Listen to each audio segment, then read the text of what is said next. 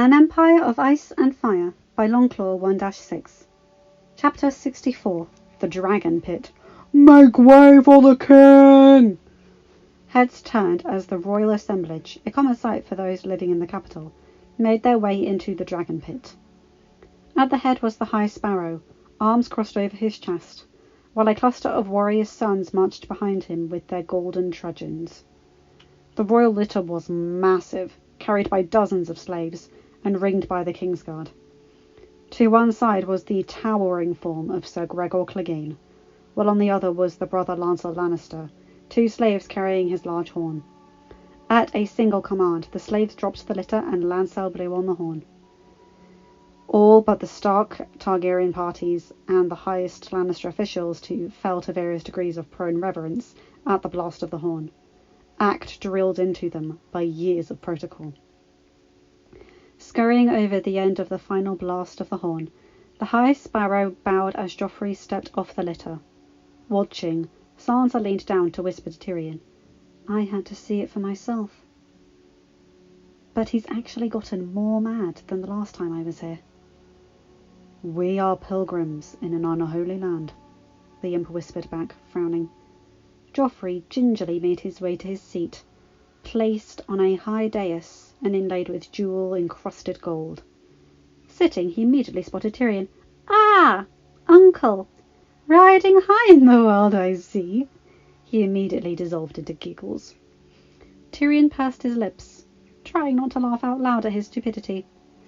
"Ah, I had a wager going with Lady Sansa over which dwarf joke you would use." He noticed a few among the collection that didn't laugh with the king.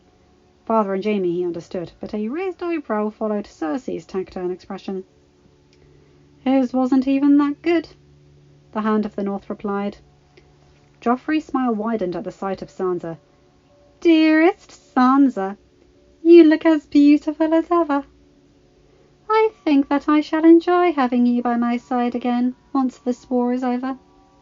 While both Robb and Brienne's fists clenched, blizzards howled within Sansa's blue eyes. "My late husband said the same thing before the fields of Winterfell. I told him that he would die the next day, and the next day I fed him to his own hounds. What animal would you believe hungers for you the most, my king?" Leering turning to sputtering, Tyrion cut in before Joffrey could respond. "She's not yours to torment anymore." "Quite the letdown, isn't it, nephew?" Cheeks flushed red, Joffrey was struggling to compose himself, so Tywin interjected to his son. "Where are they?" Two empty seats on either side were quite conspicuous. It was Sansa that answered him. "They will be here shortly." Firm, quite a voice like his own. "They didn't travel with you?" "It doesn't seem like it, my lord." A groan left Joffrey's lips. "How dare they leave their true king waiting like this?" He slouched in his throne, bearing the diplomatic tact of a wight, much to the irritation of his small council and the amusement of the other. "I really should send Sir Gregor after them if they continue this." A loud yet faint roar shook the king out of his rantings. He immediately flinched as Jaime, Daario and Littlefinger rose with hands upon their swords. Robb, Barristan and Davos stood and moved towards the centre of the dais, joined by Tyrion, Varys and Jorah opposite them.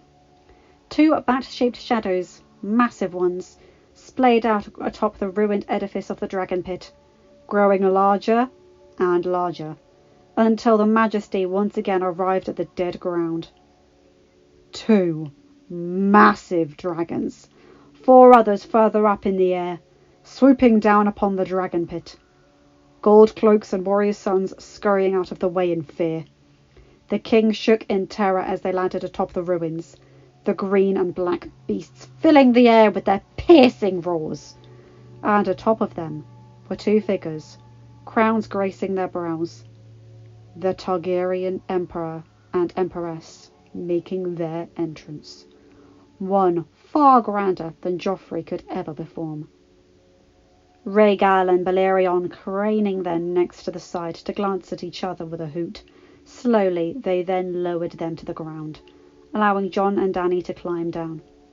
descending the spines for a ladder, had become second nature to the two monarchs.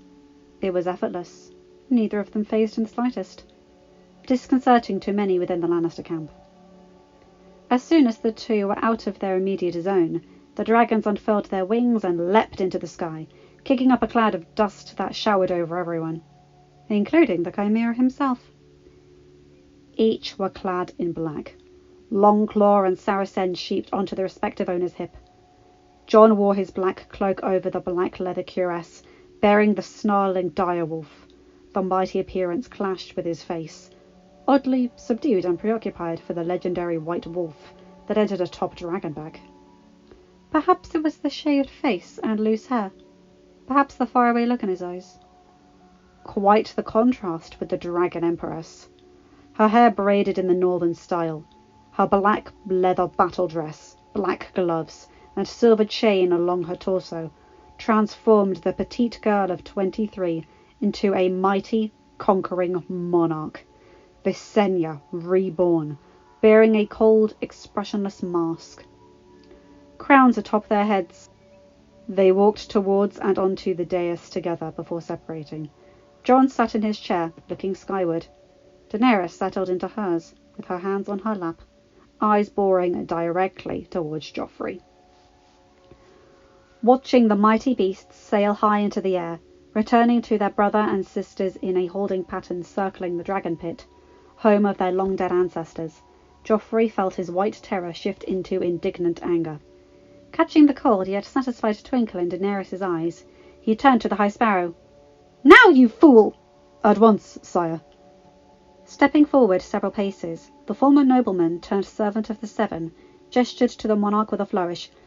"You stand and give tribute to his highest, Joffrey, his most holy chimera, Messiah of the Seven, born of the womb of the maiden, King of the Andals, Rhoynar and First Men, Lord of the Seven Kingdoms and Protector of the Realm, representative of the gods upon the earth."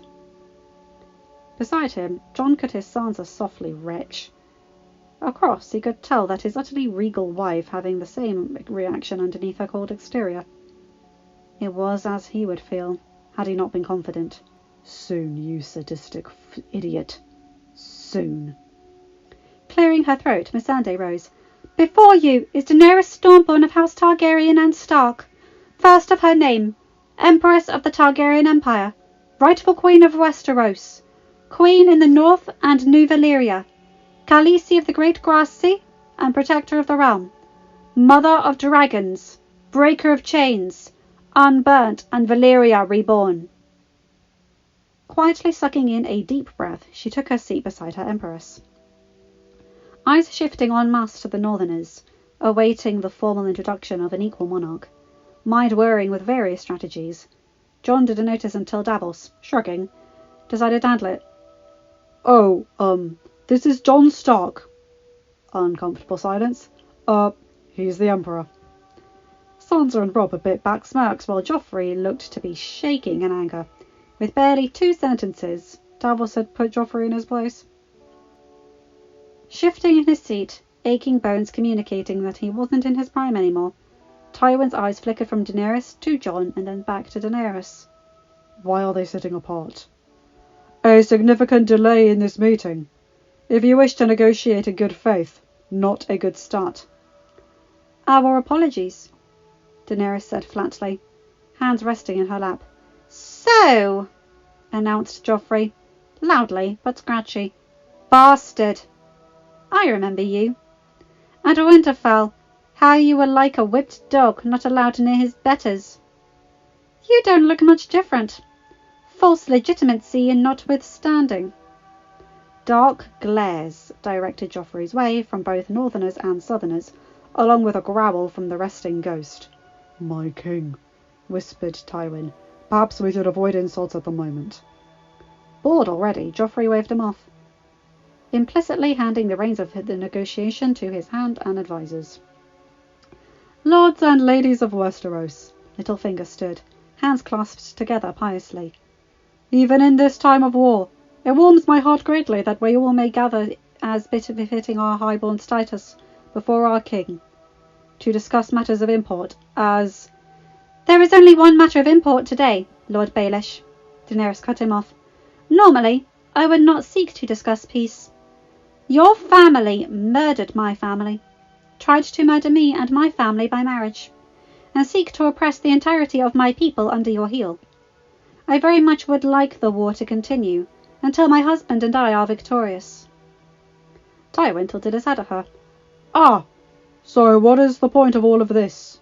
If you wish to rub our noses in the dirt, it seems a bit premature. True, which is why I am not seeking to do so. She watched as Tywin raised an eyebrow. I am under no illusions as to the history between our families. However, for as much as we oppose each other, we share the fact that we are living. Go on. Tywin didn't follow, but wouldn't tell the Dragon Queen that. This meeting is not about who should rule, but whether or not we as a whole survive. Dany motioned for a very specific person, one that she and Jon had jointly decided to make their case after Jon had ruled himself out. May I present Samwell Tarly, acting Maester of Castle Black? Pushing out of his chair, Sam stepped towards the centre of the dais. He locked eyes with the one person he had been dreading to see. Father! Randyll Tarly narrowed his eyes at him. Still fat as ever, I see. That sent the king into a fit of giggles, mumbling something about how he was fatter than his own fool. But Lord Tarly was as serious as a corpse. Heard you had taken up with that wildling whore. I am not surprised. You have always been a disgrace. Enough, Lord Tarly. Tywin wasn't losing his patience. I want to hear what he has to say. Fighting back the urge to slink away, Sam stammered to a beginning. The stories of the Long Night, long thought to be legend, are true. The army of the dead and the Night King are both real, and are lurking north of the wall for the right moment to strike. In Essos, the children are told of a monster that would swat them with a switch and eat them at night if they misbehaved. Daario scoffed. But that was just a story, as this seems to be. Make no mistake! Sam gulped, it is real in this instance. You have to admit, Tywin replied, your story is quite unbelievable. We have proof! As if by perfect timing, a single figure lumbered in with a crate on his back. Muscle straining, Gendry Baratheon set it down atop the dais with a loud thud. I'm sorry, but who is this? For the first time that day, it was Cersei that spoke. There was an odd look in her eye. One of wariness and spite. It was Gendry that introduced himself. Gendry Baratheon, honoured stepmother. Jon couldn't help the small snort. Arya would have loved this. Lord Paramount of the Stormlands, and son of Robert Baratheon. There was a silence. One of King Robert's bastards, I take it. Tywin broke the silence. Legitimised by the Emperor. As his eldest, I have the premier claim to Storm's End. The king burst into giggles. Premier claim? You must be mad.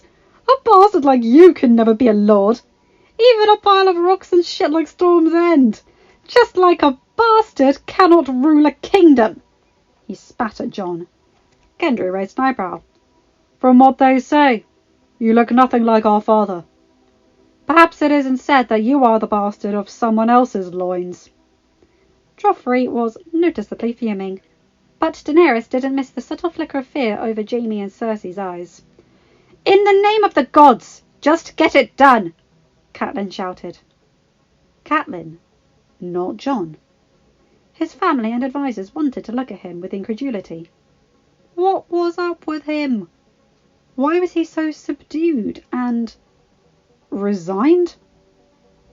Shrugging off those same thoughts himself, Sam watched as Gendry began opening the crate. Please, step back, lords and ladies, he warned, clutching the trusty dragonglass dagger in his hand. The seconds ticked by. Joffrey tapped his boots in annoyance, while Jaime leaned forward anxiously.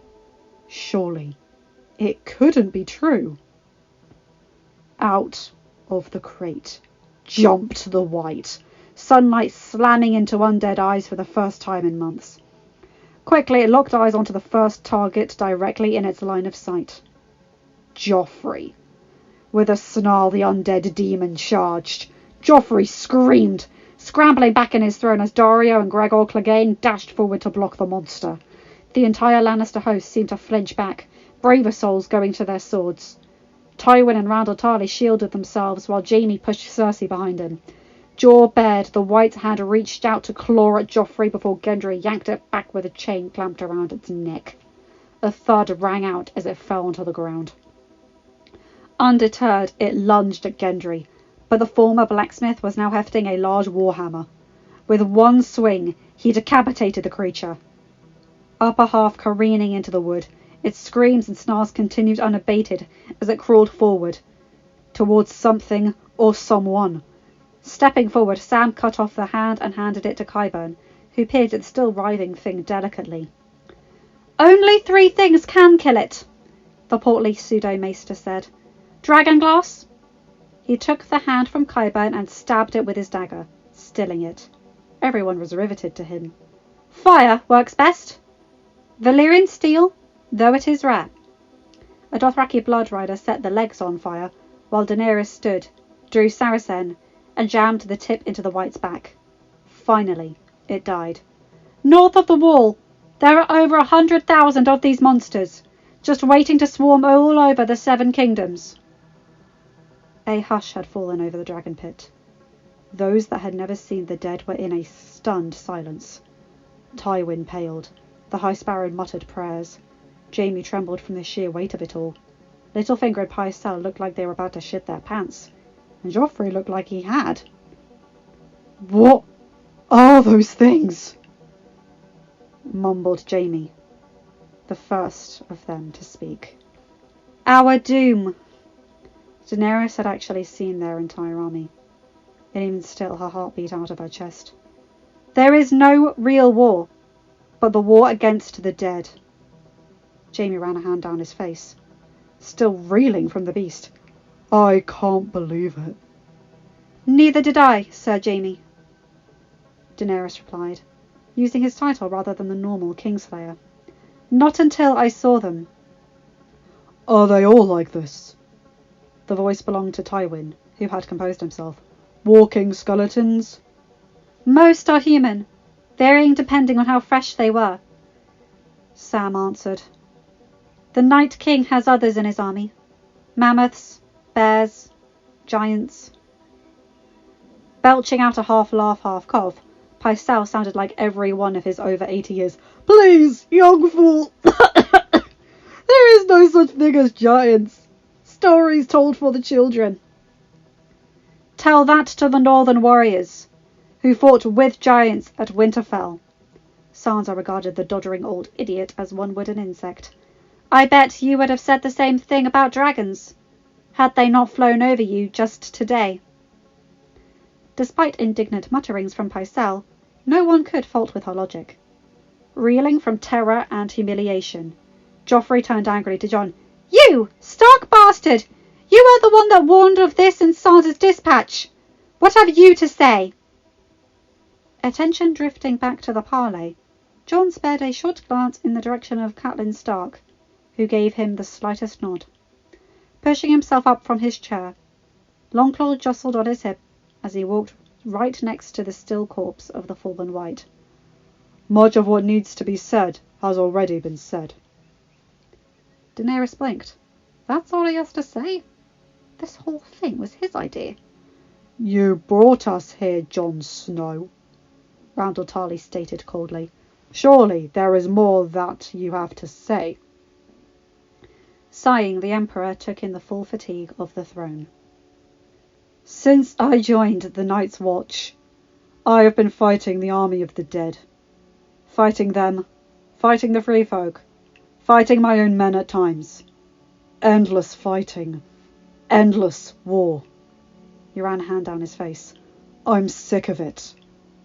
All I wish for is for a realm of peace, where my children need not hear the battle cry." Among the combined Imperials, a collective shock fell upon them. Rob's jaw had dropped, as had Sansa's. Davos and Tyrion shared wide eyes, while Varys tried to make sense of all this. Miss Missandei, seeking to be the voice of calm, whispered in her Empress's ear, "He would never do this if he didn't have a plan." But Daenerys didn't hear any of it. Conflicting emotions of anger, confusion, and betrayal were bubbling inside her. Jon, the strongest man she knew, was basically signalling to the entire Lannister host that he was a weakling. "I ask for a truce on both sides, so that we can fight the Night King together. Afterwards, we can have a negotiated settlement." "Your Majesty," Sansa spoke up, "perhaps we should—" "Truce along the lines of current control, while we are secure in an inequitable peace once the dead are dealt with."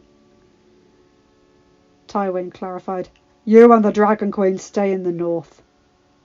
Jon nodded, looking at Joffrey. He understood where the mind of the vicious idiot was taking him. Time for the kill. "It would be acceptable." Daenerys felt like screaming. Looking over at his advisors, and then at the so-called White Wolf, Joffrey couldn't help but smirk. A weak, sentimental fool, just like his father. "Tell you what, bastard. Surrender your entire army to my control. Declare me the rightful ruler of all the lands you claim to be yours. Get on your knees and bow before me. Kiss my feet and proclaim me your god. Then, and only then, will I offer my might to vanquish this menace." Watching her husband hang his shoulders in near defeat, Daenerys wouldn't stand for this. "Enough games!" She rocketed to her feet. "I won't let you play petty politics with us. The entirety of humanity is in doom, and you want us to swear allegiance to you as the price for the serve of all of you? Have you no concept of decency?" "He is the Messiah of the Seven, Lady Targaryen," the High Sparrow stated. "If he chooses to fight these monsters, then he has the power of the Seven behind him, and shall truly triumph." "My lady," Jon began, making sure his voice was pleading. Shooting a withering glare at Jon out of sheer frustration and anger, just as he intended, Daenerys threw her line in the sand. "Either you accept our offer of truce, or you have chosen war." Risen to his feet, Joffrey snarled back at her. "You will bow before my power or face my wrath, dragon bitch." Jaime moved to plead with his son for sense. "All highest, perhaps we should." To no avail. "My father wiped out your family before, and I shall finish the job. Bend the knee, or I shall have you, your bastard lover, and all your half-breed children will be drawn and quartered, and fed to the crabs." Ghost snarling at the king, Daenerys almost drew Saracen and sliced off his head. "My dragons will enjoy your corpse." Turning, she motioned to a grim-faced Tyrion. "This parley is over. The night is dark and full of terrors, Lord Joffrey." Melisandre enjoyed his fear, sparing a knowing look upon the Emperor before turning back to Joffrey. "But you will die before the long night begins. Enjoy what is left of your life." Sharing a glance with his brother, the two Lannisters knew that damned scrap of steel called the Iron Throne would have rivers of blood spilled over it in the near future. "Get this soiled rag off of me!" screamed the Chimera back in his private quarters. The blinded slaves darted forward to clean his buttocks off of the dried fecal matter that the snarling monster forced out of him. Never had he been so humiliated. Not since Arya and her wolf disarmed him years ago, and it morphed into rage. "I want her and her bastard lover killed! All of their armies burned to the ground!" The four members of the small council kept their heads down, affording him their respect, even if it was false in most cases. "Their armies cannot break through ours, All Highest," stated Tywin. "Our position is impregnable. If they attack, we will be ready." Gulping, Jaime still found himself shell-shocked from the ideal. "All Highest, that thing is the one sight in my entire life of travels and fighting that honestly terrifies me. After seeing it, I cannot unsee it. Hundreds of thousands of those things waiting to attack us." Perhaps we should. He didn't continue, his father slapping him. Enough, Jamie. Army of the dead or not, he needed to learn to keep his mouth shut and stick to strategy and cunning.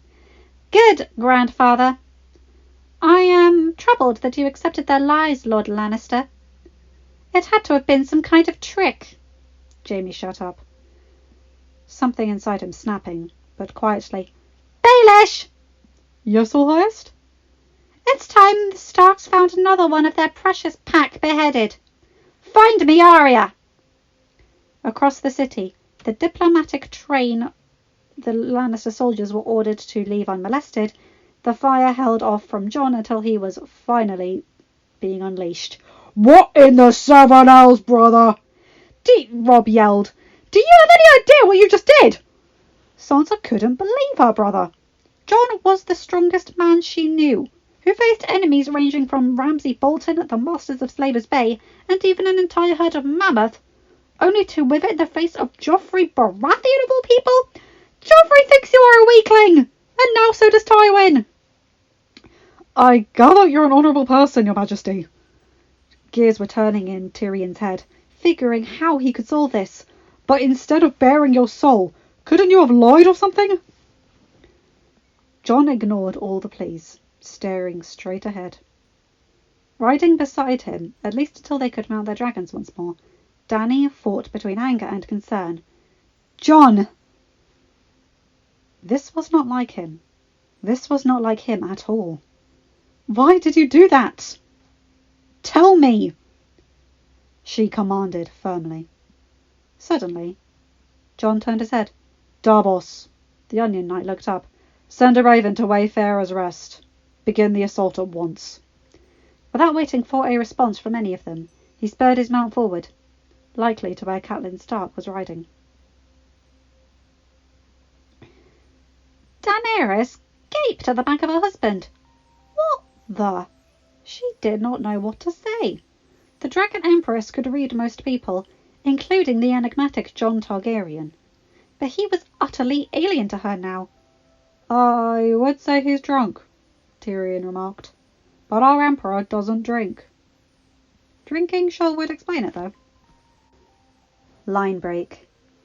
The torchlight lit up the slave pen, bathing it in a low, flickering illumination. Most of those within had already passed out from exhaustion or starvation, being whipped and laboured all day in the construction of the monument to Joffrey's hubris. Four that weren't asleep rested within the special corner, blocked off by all unwanted trespassers by a semicircle of Brotherhood bruisers and Essosi guards. The Lord of Light shines upon your family, young Arya. Reaching into a chest, Kinvara pulled out something that Arya couldn't see.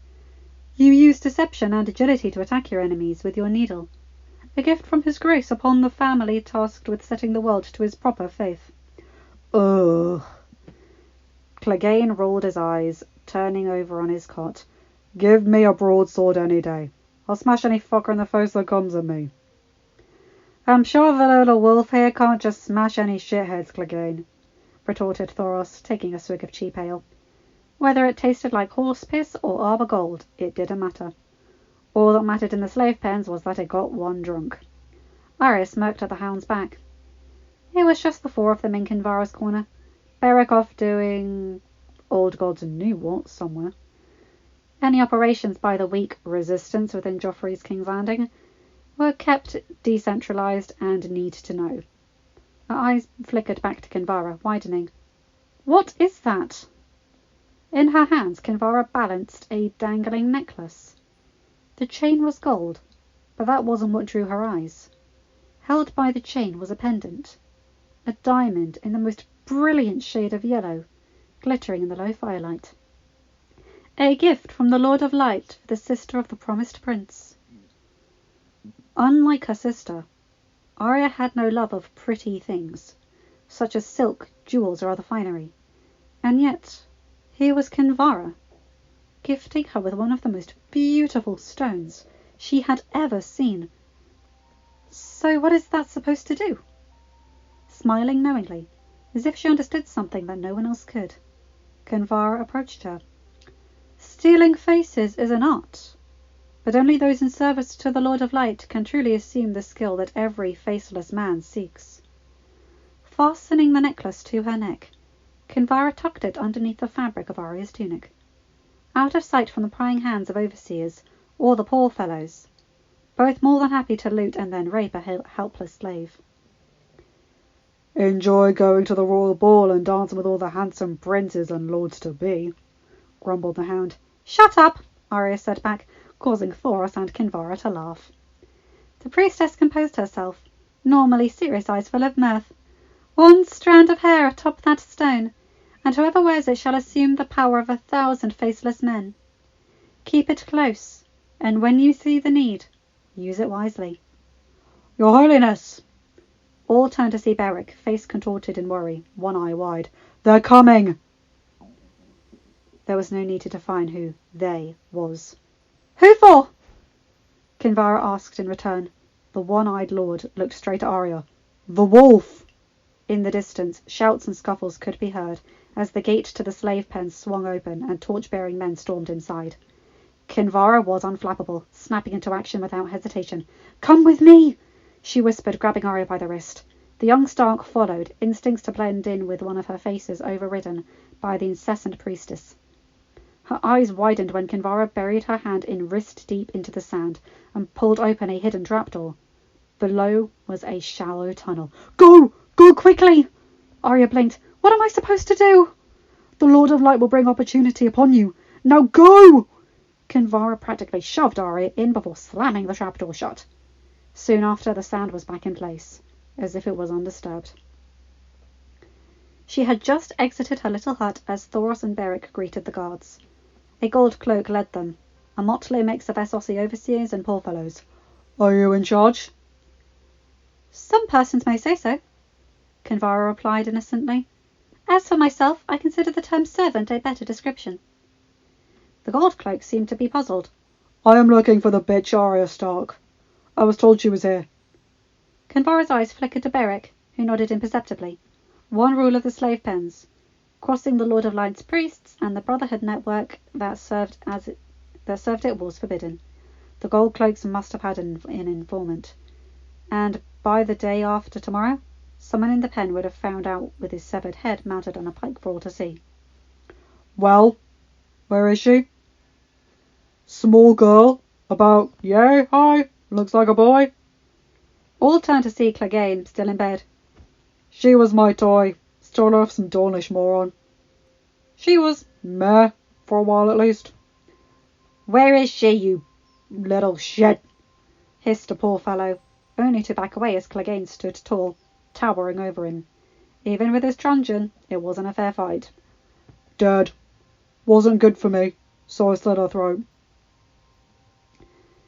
So it was that the message was sent up the chain of command to Joffrey that the girl who had tormented him and his dreams for so long was finally dead, much to his glee and the anger of the small council. In the middle of the massive junkyard on the outskirts of a great city, the ground gave way and a lone figure darted out. Without waiting for even a hint of sound, Arya made a run for it. The ground was soft, uneven to the point where it was easy to lose one's footing, but years of experience had made the high-born girl agile. Ducking and dodging through the detritus and dilapidated buildings, she avoided the obvious patrol routes until the slave pens were a distant memory. It wasn't long before she found an abandoned home. By its size, it was likely that of a lowly craftsman, and by dust covering the broken furniture, he must have been one ripped out and impressed into the service for the king. Arya sat in the one unbroken chair, catching her breath, hand reaching up to feel the precious pendant within her clothes. Arya swore she felt it pulse with heat for a split second. End of chapter. Hi guys, hope you enjoyed that because, okay, that was interesting. Jon with his strategy? Who knows what that was? And I love the bit with Arya and Kinvara. Kinvara almost seems motherly to Arya in this, doesn't she? And I like that she's immediately just go, go, go, go, go as soon as they come. And it's just, what? And I did censor the bit with Sandor because, well, frankly, I hate using that language unless it's absolutely necessary. Words like shit and otherwise I can say in the heat of the moment, but some words I just do not like saying. And I can't imagine that with him. I mean, he's basically her adoptive father after Ned died. I mean, come at me all you want, but the hound protecting the little wolf, love that. Anyway, you guys know the drill. Check out my other videos and remember to like, comment and subscribe and hit that bell to get notified whenever I upload a new video. Have a good day, night or whatever time zone you're in. Bye my guys, gals and non-bino pals. I'll see you in another video. Bye!